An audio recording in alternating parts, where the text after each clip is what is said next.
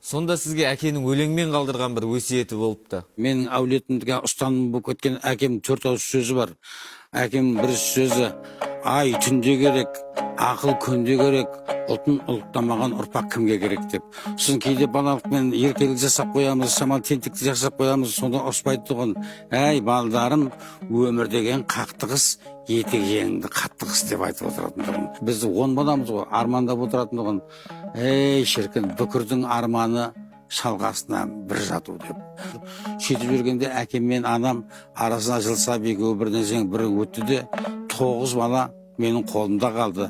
Бірақ әкемнің қағазға жазып кеткен бір ауыз сөзі осы уақытқа шейін маған әлі бағдаршам болып, осы уақытқа шейін мені көп жауапкершіліктен абыроймен алып келе жатыр. Сонда әкемнің жазған өлеңі: шіріген бәйтерекпін, құлаймын мен, басыма құдай салды, шыдаймын мен, серікжан 9 түйме тастап кеттім, тігіп қой, ақыретте сұраймын деді.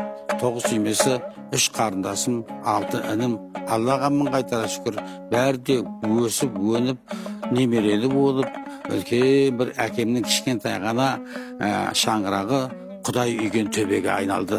Қазақта сөз бар: Құдай үйген төбеге борбаста болса бір түнде деп. Сол әкемнің шаңырағына жұрт қазір үлкен мақтанышпен Махмудтың балдары, Махмудтың ұрпағы деп айтып отырғанда, сол аманатты ақиретте дұрыс алып баратқан шығарым деп өзімізді жұбатамын. Мейірбекжан.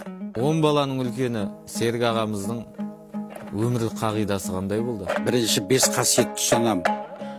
Қарамға көз салмаймын, тілімді тарта сөйлеймін, уәде берсем орындаймын, аш болдым деп Алланың жағасынан алмаймын, өзіме қажет емес нәрсеге көңіл аудармаймын. Мен ұрпағыма 3 тағанды айтамын. 3 тағаным менің: бірінші бесіктегі ділім, екінші ана тілім, үшінші дінім.